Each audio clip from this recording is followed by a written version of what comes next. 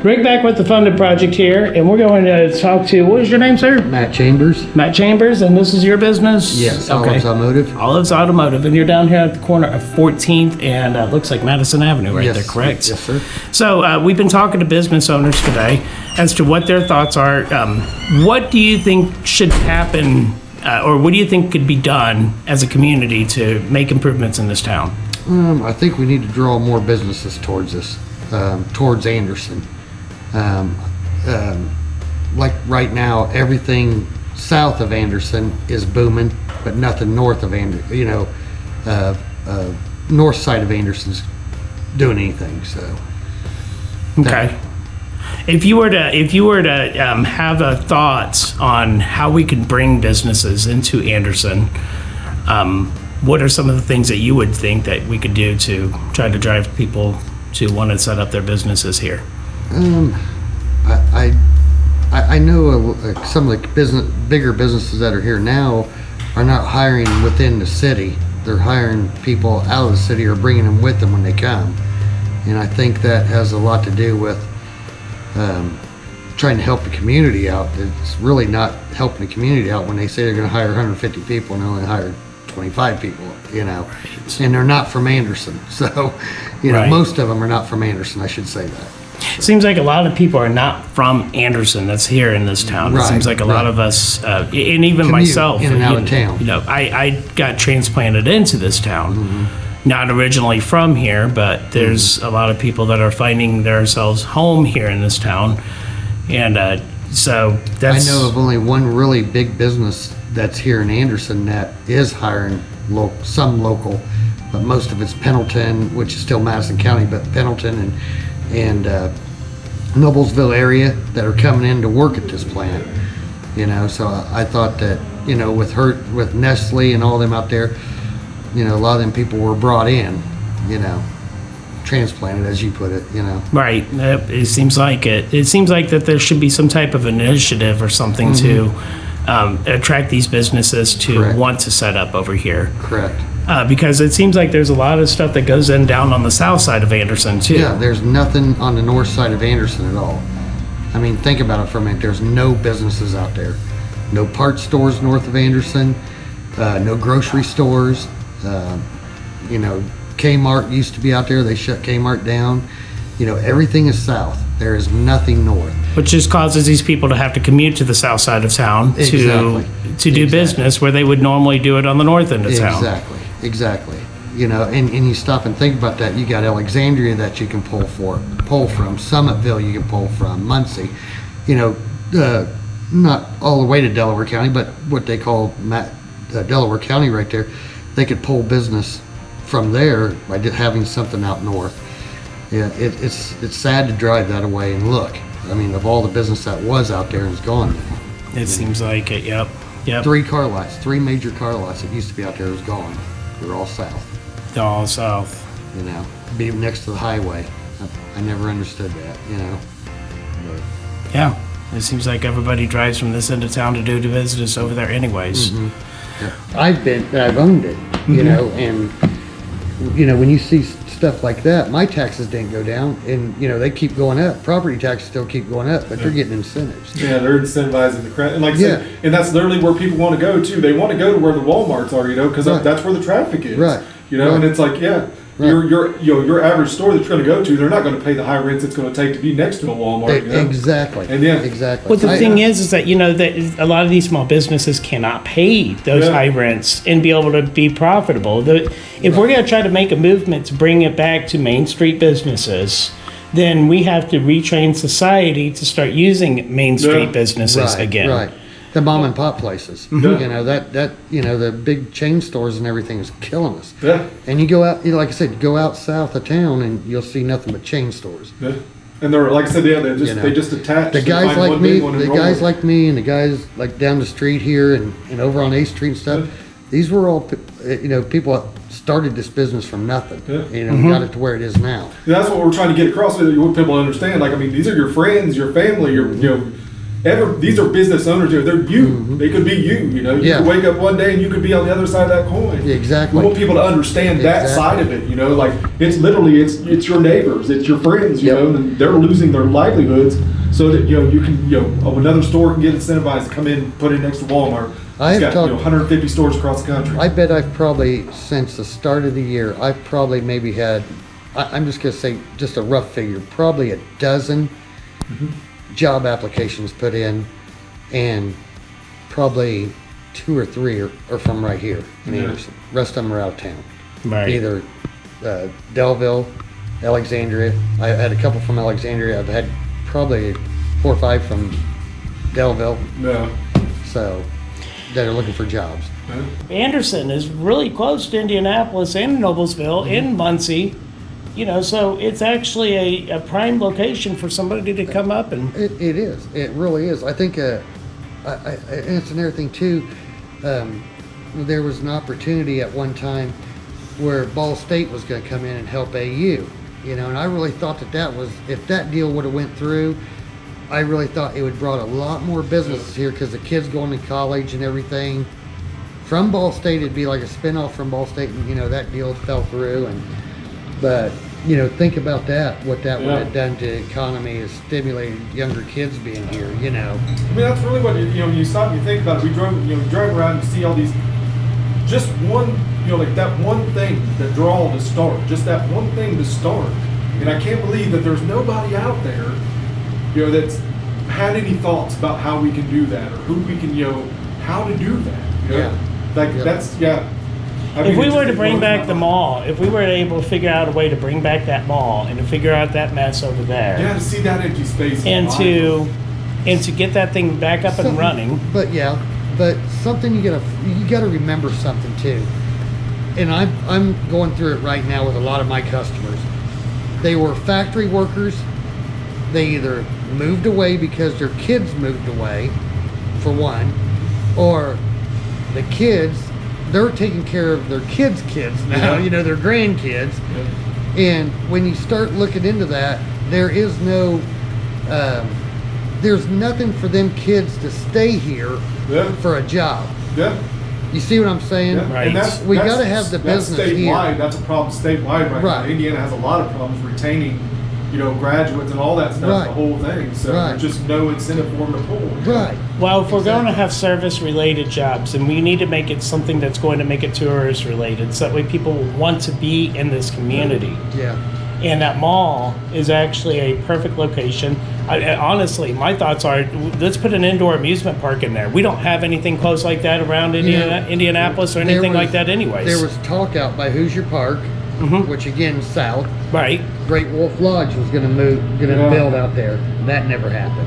It is. The thing is that if an organization was to come up into Anderson and capitalize on the right opportunity, you could get in at a cost of, for your business's cost of location, literally 30 cents on the dollar compared to what it is in Hamilton County, and yet pull all the Hamilton County traffic and start having them spending money up here in Madison County, which inevitably, well, this is just math.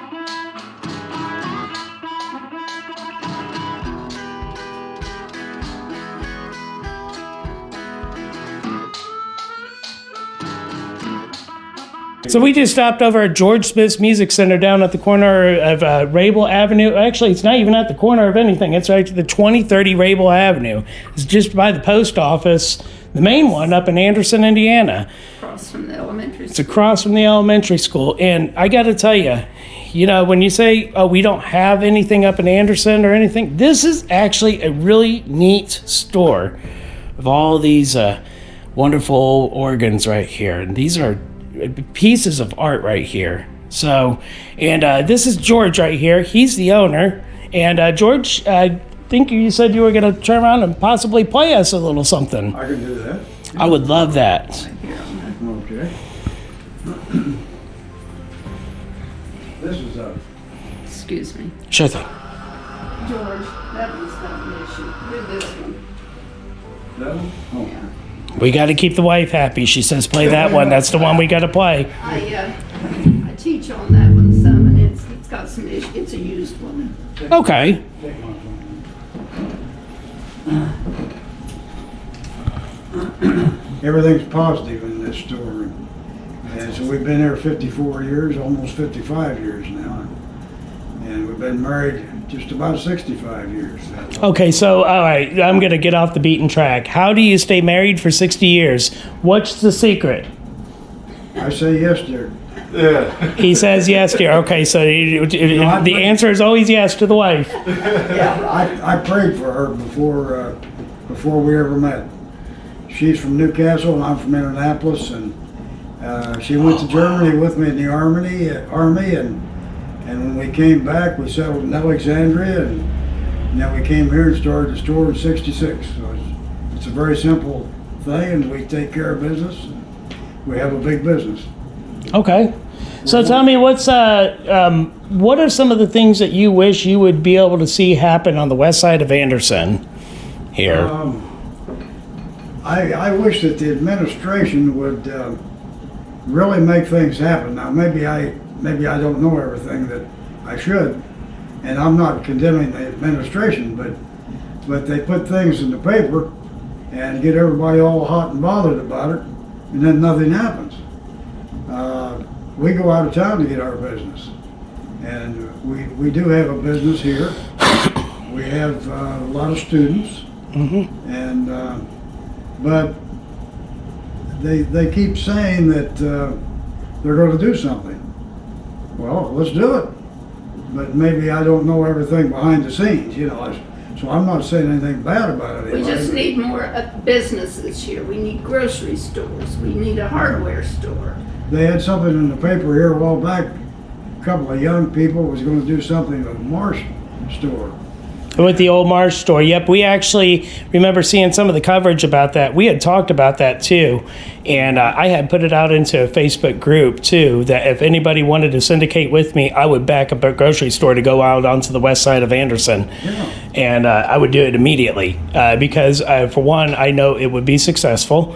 And for two, there's a lot of people that do not want to have to drive all the way down onto the other end of town or clear up onto the north end of town to have to go to the grocery store. Yeah.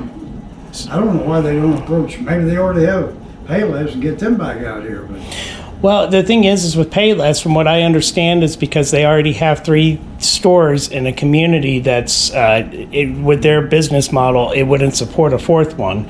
Well, the thing is that my theory is that we don't want another large chain grocery store. We feel like it should be something that's locally owned and operated, something that's similar. If you've ever watched an episode of the Funded Project, something similar to like that Wilson's Farm Market that we cover up in Arcadia, something along that lines. That would be a really neat thing to see. So if a student, let's say somebody wanted to learn how to play and they wanted to take lessons, how would they get in touch with you?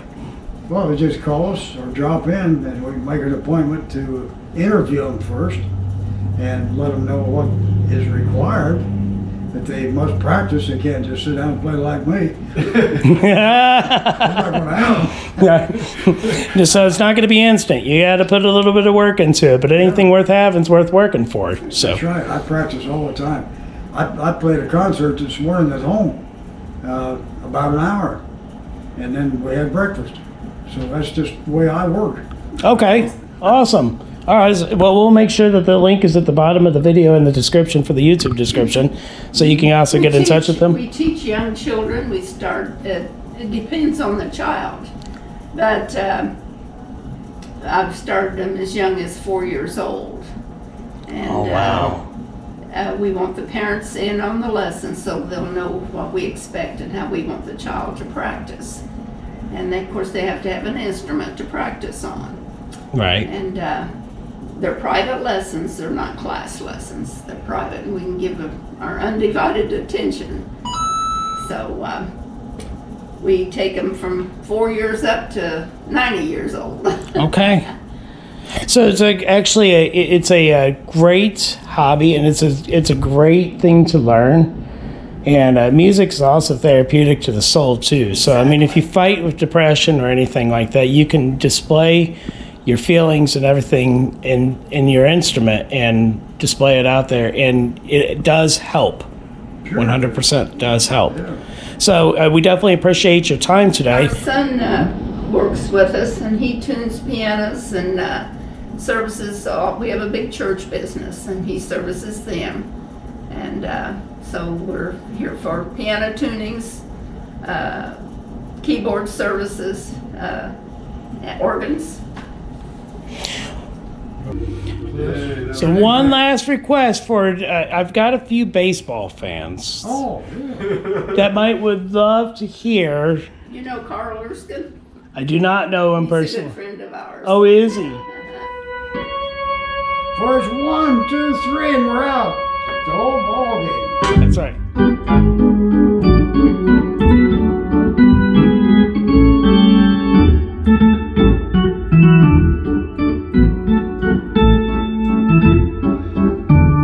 Sing along, we know you want to.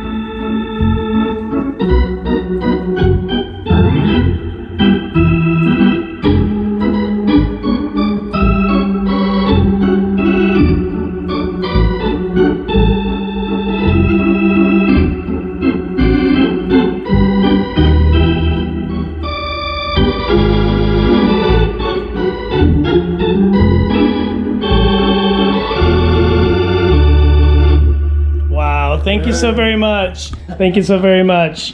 We definitely appreciate it. First 1, 2, 3, and we're out. It's a whole ball game. That's right.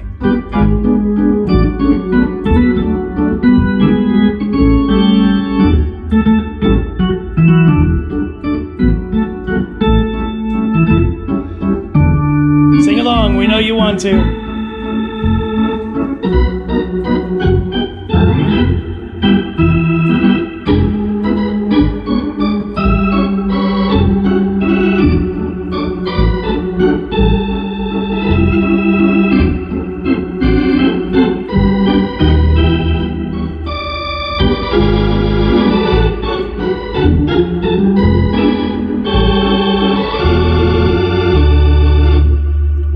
Thank you so very much. Thank you so very much.